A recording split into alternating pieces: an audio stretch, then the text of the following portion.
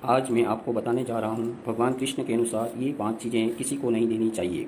इन चीज़ों को देने से भाग्य नष्ट हो जाता है और ये 5 चीज़ें दूसरों को देने से लक्ष्मी नष्ट होती हैं। हमें अपने माँ बाप द्वारा सिखाया जाता है कि दूसरों की मदद करने, दूसरों को दान देने से पुण्य प्राप्त होता है।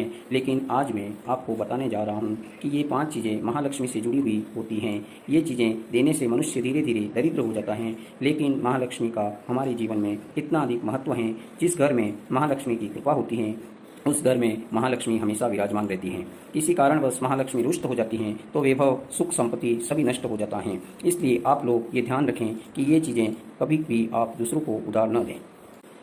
तो आइए जान लेते हैं वो 5 चीज़ें कौन सी हैं। सबसे पहली चीज़ है पत्नी के गहने। दोस्तों, आभूषणों को महालक्ष्मी प्रतीक माना जाता है। सुंदर आभूषणों से सुशोभित स्त्री महालक्ष्मी की तरह दिखाई देती हैं। इसलिए आप जब भी गहने खरीदते हैं तो गहने को महालक्ष्मी जी के सामने रखकर उनकी पूजा करनी चाहिए। उसके बाद उनको पहनना चाहिए। घर की स्त्रियों को घर की लक्ष्मी माना जाता है, इसलिए अपनी पत्नी के गहने कभी उधार नहीं या दान नहीं देना चाहिए या दूसरों को इस्तेमाल के लिए देना नहीं चाहिए, क्योंकि उन गहनों के साथ में उनका भाग्य भी चला जाता है और माता लक्ष्मी रुष्ट हो जाती हैं।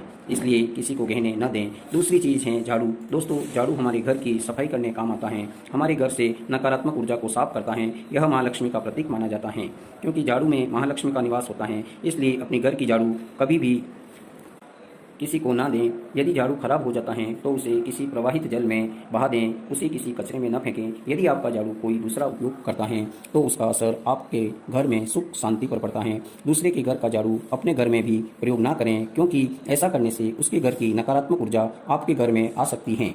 तीसरी चीज़ है सूरज डूबने के बाद सफ़ेद चीज़ों का दान करना, या दोनों अशुभ माना जाता है।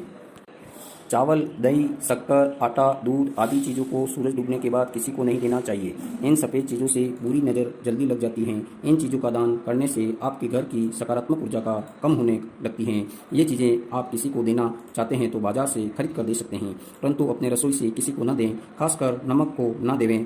चौथी बात, महालक्ष्मी धन की देवी हैं। अपनी पत्नी के पास कोई पैसा रखा हुआ है तो उसे किसी को नहीं देना चाहिए। यदि आप पत्नी के पास रखा धन उधार में देते हैं तो लक्ष्मी चली जाती हैं और आपके पास पैसों की कमी आ जाएगी।